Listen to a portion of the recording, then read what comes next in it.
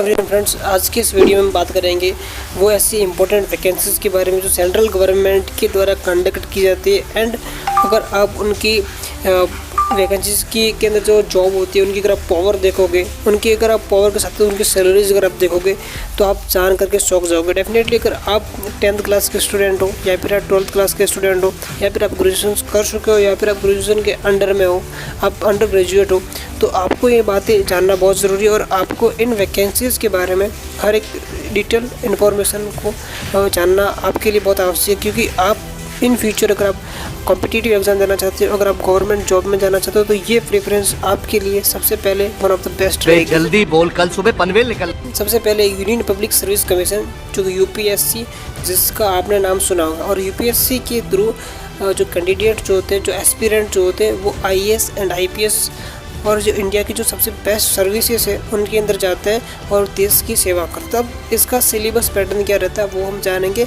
और इससे पहले हम ये भी जानेंगे कि और भी बहुत सारी जो वैकेंसीज है उनके बारे में हम भी एक एक इन डिटेल बात करेंगे, भले वो सेंटर की हो या फिर स्टेट की हो। उसके साथ में हम क्वालिफिकेशन की भी बात करेंगे, कौन सी क्वालिफिकेशन, किस तरह की क्वालिफिकेशन चाहिए आपको इन जॉब को और लेने के लिए।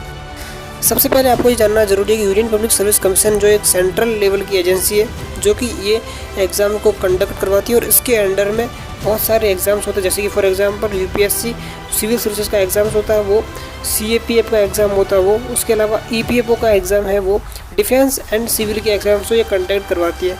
एंड ये वन ऑफ द बेस्ट एक अपॉर्चुनिटी रहती है किसी भी कैंडिडेट के लिए कि वो एक बेटर देश के लिए एक अच्छी सर्विस के अंदर जाए थ्रू इसके द्वारा। इसकी जो सैलरीज होती है वो भी काफ़ी अच्छी होती है। क्वालिफिकेशन की अगर हम बात करें तो क्वालिफिकेशन इसके अंदर ग्रेजुएशन की ज़रूरत होती है। अगर आप फाइनल ईयर के अंदर हो, अगर आप अपीयरिंग हो फाइनल ईयर के अंदर, आप कोई भी स्ट्रीम्स हो, तो आप जो फॉर्म भर सकते हो। एंड इससे आपको काफ़ी हाई पोस्ट यहाँ पर मिलेगी और आपको पावर भी मिलेगी, यहाँ पर आपको रिस्पॉन्सिबिलिटी भी मिलेगी, और उसके अलावा आपको बहुत सारी चीज़ें, आपकी सैलरीज भी काफ़ी हाई रहेगी। सो सबसे पहली चीज़ ये। दूसरी चीज़ की सोसाइटी में भी इसका काफ़ी अच्छा एक इमेज बनी रहती है कि अगर कोई भी पर्सन अगर आईएएस आईपीएस बनता है तो वो।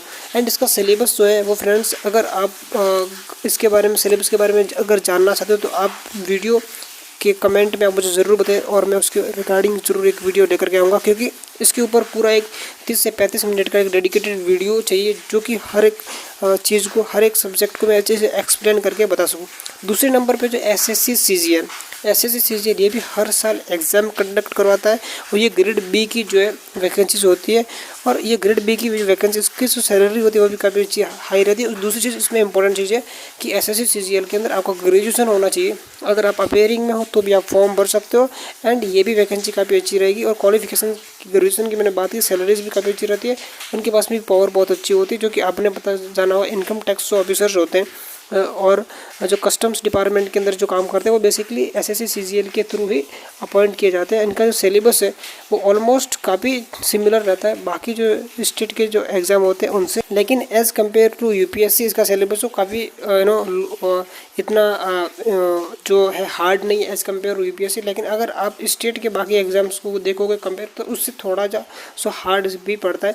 इसके अंदर मैथमेटिक्स पूछी जाती है, इंग्लिश भी पूछी जाती है, रीजनिंग और जीएस का पोर्शन पूछा जाता है, और उसके अलावा दूसरी चीज़ का इंपॉर्टेंट चीज़ करंट अफेयर भी इसके अंदर पूछा जाता है।